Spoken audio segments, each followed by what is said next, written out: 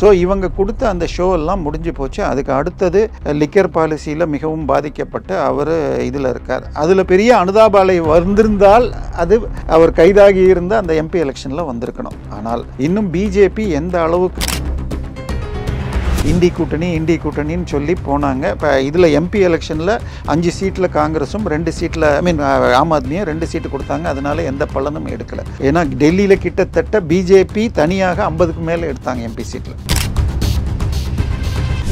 இதில் பார்த்தீங்கன்னு சொன்னால் எம்எல்ஏ எலெக்ஷனில் காங்கிரஸை விட பிஜேபி அதிகம் வாங்கிட்டாங்க. பர்சன்டேஜ் அதை விட 6% குறைஞ்சது எம்பி எம்எல்ஏ கம்பேர் பண்ணிங்கன்னா. ஆனால் எம்எல்ஏல அதிகம் வாங்கினாங்க. ஹரியானாவோட எஃபெக்ட் நிச்சயமாக டெல்லியில் இருக்கும். ஸோ இந்த பெண்கள் ஓட்டை கவர் பண்ணுறதுக்கு நேற்றுக்கு இதை ஆரம்பிச்சிருக்கார் பிஜேபி. இதற்கு போட்டியாக அவங்களும் இதை மேட்ச் பண்ணணும், ஏற்றணும். இந்தியாவில் எந்தெந்த ஸ்டேட்லலாம் காங்கிரஸ் தொடர்ச்சியாக 2 எம்எல்ஏ தாண்டி 3வது முறை தோற்றிருக்காங்களோ அதை ஜெயிச்சதே இல்லை. தமிழ்நாட்டில் ஆரம்பிச்சது, அதன் பிறகு திருப்பி வர முடியல.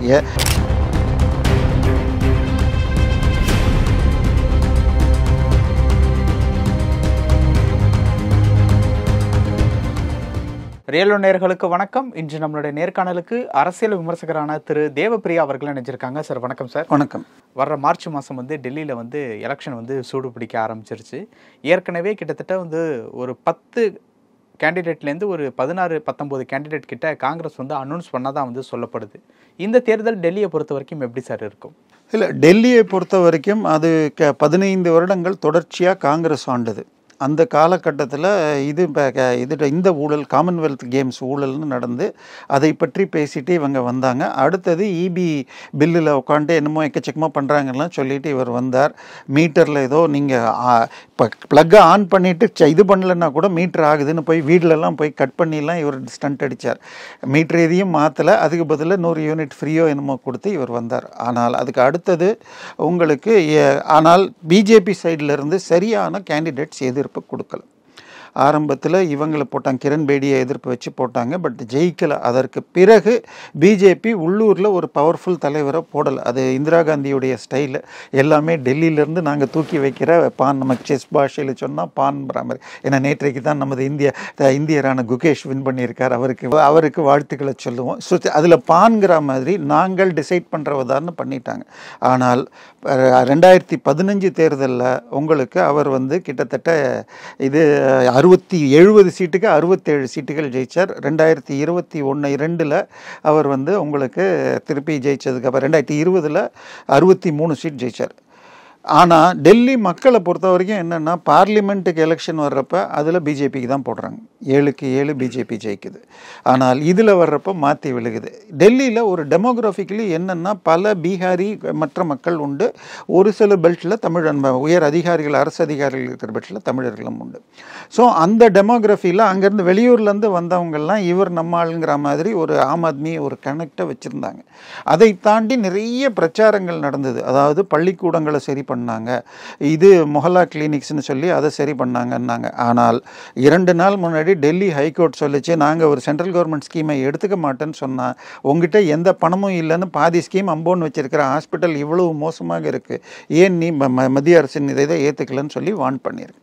ஸோ இவங்க கொடுத்த அந்த ஷோ எல்லாம் முடிஞ்சு போச்சு. அதுக்கு அடுத்தது லிக்கர் பாலிசியில் மிகவும் பாதிக்கப்பட்டு அவர் இதில் இருக்கார். அதில் பெரிய அனுதாபாலை வந்திருந்தால் அது அவர் கைதாகி இருந்த அந்த எம்பி எலெக்ஷனில் வந்திருக்கணும். ஆனால் இன்னும் பிஜேபி எந்த அளவுக்கு அங்கே தயாராக இருக்காங்கன்னு எனக்கு சொல்ல முடியல. அவர்கள் சரியான தலைமை போட்டு பண்ணார்கள்னா டச் அண்ட் கோல 40லேருந்து 45 சீட்டு பிஜேபி வரலாம். இல்லைன்னால் 63லேருந்து இவர் 40 வரக்கூடும். ஆனால் ஓட்டு பிரிப்பு என்ன ஆகும்? ஏன்னா இண்டி கூட்டணின்னு சொல்லி போனாங்க. இப்போ இதில் எம்பி எலெக்ஷனில் 5 சீட்டில் காங்கிரஸும் 2 சீட்டில் ஆம் ஆத்மியும் 2 சீட்டு கொடுத்தாங்க. அதனால எந்த பலனும் எடுக்கலை. ஏன்னா டெல்லியில் கிட்டத்தட்ட பிஜேபி தனியாக 50க்கு மேலே எடுத்தாங்க எம்பி சீட்டில். ஸோ இவங்க 2 பேரையும் கூட்டினா கூட அது வராது. ஆனால் அதே வர்றப்ப இதில் குறையுது. அதனால் பிஜேபியை பொறுத்த வரைக்கும் அவர்கள் மோசமாக தோற்கிற மாநிலங்கள் எடுத்துக்கிட்டால் கூட, இப்போ ஜார்க்கண்டில் தோற்று போனாங்க, அல்லது முன்னாடி கர்நாடகா, எங்கேயுமே அவர்களுடைய ஓட்டு சதவிகிதம் இதற்கு முந்தைய கீழே போனதில்லை. ஜார்க்கண்டில் எடுத்துக்கிட்டிங்கன்னா போன முறை வாங்கினதை விட 0.2% தான் குறைஞ்சிது. ஆனால் ஆம் ஆத்மியை எடுத்துக்கிட்டிங்கன்னா எம்எல்ஏ எலெக்ஷனில் 48% எடுக்கிறாங்க, எம்பி எலெக்ஷனில் 35% குறையுது. ஸோ பாஜக உள்ளூரில் இப்போ அவங்க என்னன்னா, இப்போ சுஷ்மா ஸ்வராஜுடைய மகள் பான்சுரி ஸ்வராஜ்னு சொல்லிட்டு அவங்க இப்போ எம்பி ஆகியிருக்காங்க. அது மாதிரி மீனாட்சி லேக்கின்னு ஒரு எம்பி இருந்தாங்க, அவங்களுக்கு கொடுக்கல. அந்த மாதிரி யாரோ ஒரு விமன் கேண்டிடேட்டை போட்டு ப்ரொஜெக்ட் பண்ணுவாங்கன்ற ஒரு இமேஜ் இருக்குது. அதற்கான வேலைகள் நடக்குது.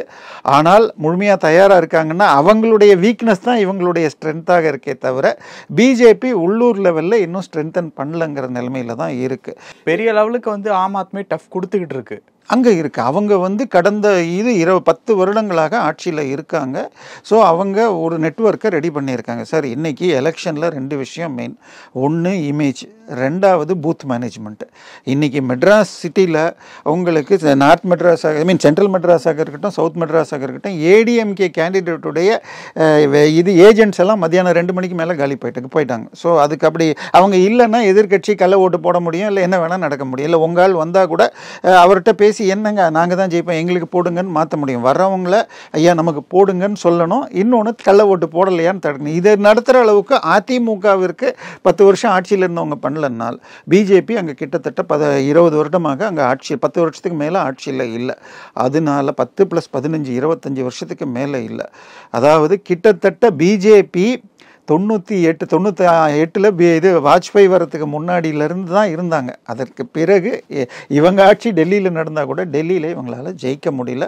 அதை ஒரு சேலஞ்சாக எடுத்து பண்ணணும். ஏன்னா என்டையர் மீடியாவே என்ன சொன்னாங்க, ஹரியானாவில் பிஜேபி தோற்கும் அப்படின்னாங்க. ஆனால் ஓட்டிங் பர்சன்டேஜ் எடுத்து பார்த்தீங்கன்னா, நான் திருப்பி நான் சொல்கிறது அதுதான். பிஜேபியும் காங்கிரஸும் 5 சீட்டு ஜெயித்தாங்க ஹரியானாவில் எம்பி எலெக்ஷனில். ஆனால் பிஜேபியோட காங்கிரஸ் ஒரு 0.6% அதிகம் வாங்கியிருந்தாங்க. ஆனால் இதில் பார்த்தீங்கன்னு சொன்னால் எம்எல்ஏ எலெக்ஷனில் காங்கிரஸை விட பிஜேபி அதிகம் வாங்கிட்டாங்க. பர்சன்டேஜ் அதை விட 6% குறைஞ்சிது எம்பி எம்எல்ஏ கம்பேர் பண்ணிங்கன்னா. ஆனால் எம்எல்ஏவில் அதிகம் வாங்கினாங்க.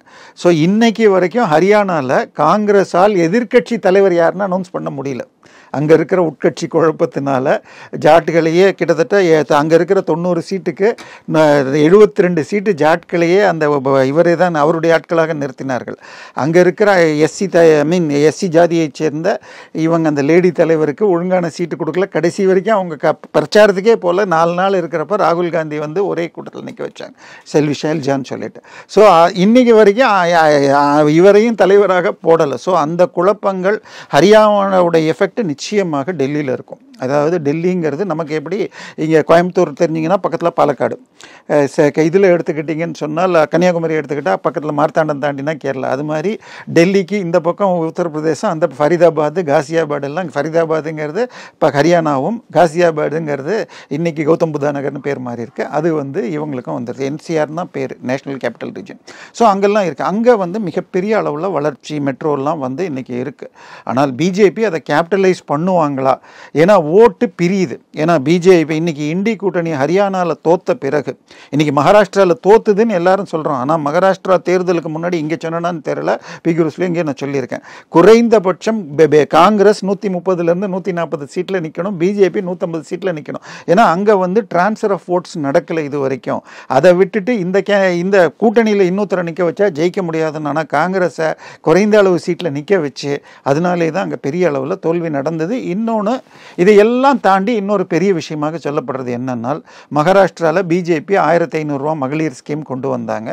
அதே மாதிரி ஜார்க்கண்ட்லேயும் ஹேமந்த் சோரன் அவர்கள் 1500 ரூபா கொடுத்தாங்க. இப்போ ஹேமந்த் சோரன் அதை வந்து ஏற்றியிருக்கார். நேற்றைக்கு இது ஆம் ஆத்மி கட்சி நாங்கள் பெண்களுக்கு 2500 ரூபா கொடுக்குறேன்னு சொல்கிறாங்க. ஸோ இது பெண்கள் ஓட்டை கவர் செய்கிறதா இருக்கலாம். ஏன்னா அங்கே தான் முதல்ல லேடிஸ்க்கு அந்த பஸ், இலவச பஸ், இப்போ பிங்க் லிப்ஸ்டிக் போட்ட பஸ் இங்கே வருது, அந்த ஸ்கீமை முதல்ல கொண்டு வந்தது அங்கே தான்.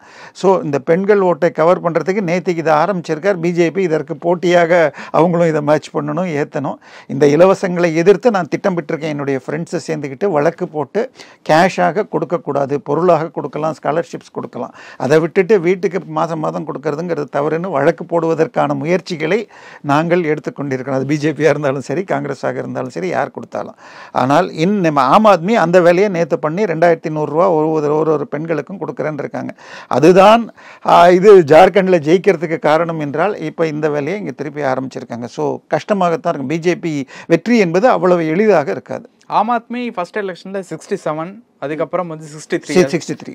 இந்த தடவை எந்த மாதிரியா சார் இருக்கும்? இல்லை, சரியான ஃபைட் கொடுக்கலன்னா இந்த தடவை 35லேருந்து 40 சீட்டு ரொம்ப கம்மி இல்லை. போன தடவை கம்பேர் பண்ணும்போது இல்லை, ஓட்டு சதவிகிதம் தான் கணக்கு.